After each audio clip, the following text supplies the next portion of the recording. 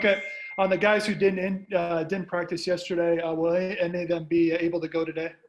Yeah, Callahan will go. Dotson, Glasgow, they'll be on limited basis.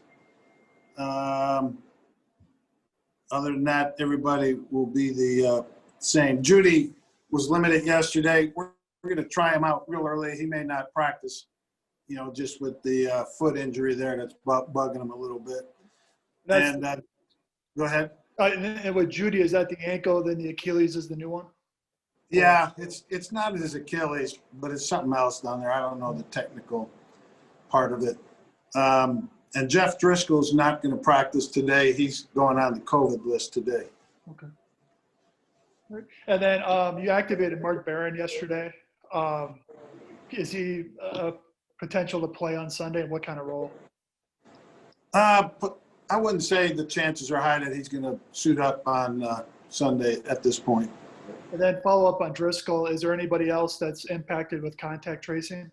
No, we've been working on this. I shouldn't say I have, but the Greek and our people here, along with the Dr. Sills and all the people in the league, since about 4 a.m. this morning, and they have determined that nobody else is to go on the list, and they cleared us to practice. Next one, Jeff Legwell. Vic, and that, given that, were you concerned at all that Drew or some of the other quarterbacks would show up at some point, or do you have any concern over the next 24 hours as the new tests come in? No, the other quarterbacks were only on there minimal amounts, like 2 minutes and some seconds, 4 minutes, and that's over a 3 or 4 day period. So they thoroughly checked those guys that were on the 2 minutes, 3 minutes, 4 minutes, and they came back and said nobody else needs to go on the list, and they cleared us to have normal activities and normal practice today. Next one, Arnie Stapleton. Hey, Vic, happy Thanksgiving. Happy Thanksgiving, Artie, and to everybody else there. Hey, just shifting gears a little bit, there's been a real uptick in field goals across the league of 50-plus yards. Weeks 9 and 10, there was 10 or more back-to-back weeks for the first time ever.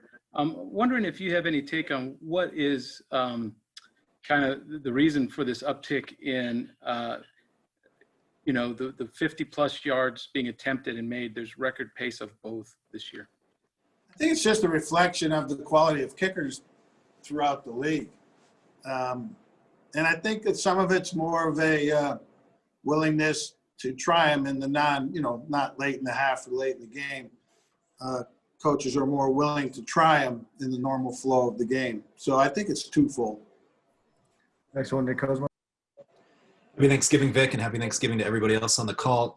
You look at the Saints rush defense since week 6, only giving up 2.99 yards per carry, only 1 rush touchdown during that span. As you've looked over the film over the past week, what is it about that unit in that particular facet of the game right now that they've really got going?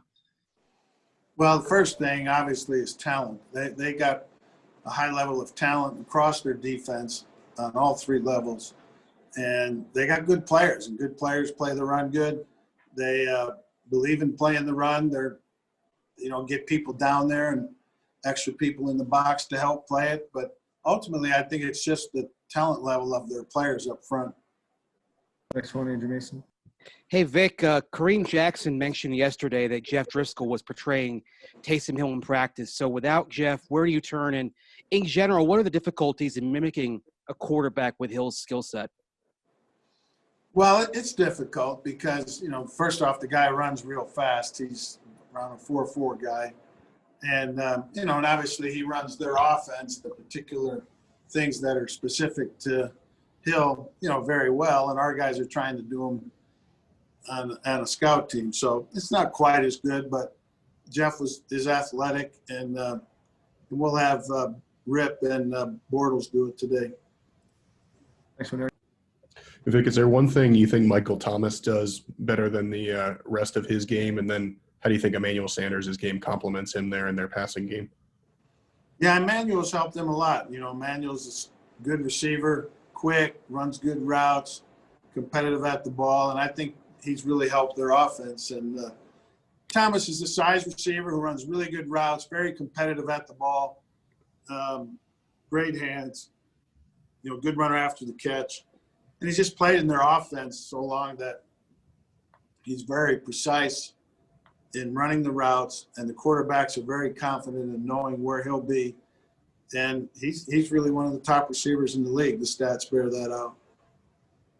Time for a few more. Next one, Troy Ray. Happy Thanksgiving, Coach. Now you're a football lifer in so many ways. What is Thanksgiving like for you? Do you still have a chance? Do you enjoy certain meal or certain things? Or through the years, has it been just so odd because football and the NFL Thanksgiving's Thursday? Yeah, I've only coached in games on Thanksgiving a couple times, like maybe twice, I think. And so I haven't had many of those. But yeah, it's a different day. You shorten the day some, try and get the guys home early. It's always nice if you have family around. Some years I've had no family around, the last, being in San Francisco and Chicago, the last prior to coming to here. But I'll have my girlfriend in town. So, her and I will just spend the day together once I do get home and have a little meal, just her and myself. So it's a time to be thankful for a lot of things, and we'll remember that. Are you thankful this season's been able to come off as you sit here? I know obviously you got another scare today. Are you thankful that as we get to this point that you're still playing football? I am. I had my doubts in July before training camp started, but I am thankful it's gotten to this point. I think we'll get to the finish line. I'm thankful that the guys that have gotten the virus within our organization have done well with it. I'm thankful that Ed Donatel is on his road to recovery and doing better. And I'm just thankful for being a teammate with these players on this team. Final two, Zach, and then Brandon Cristal.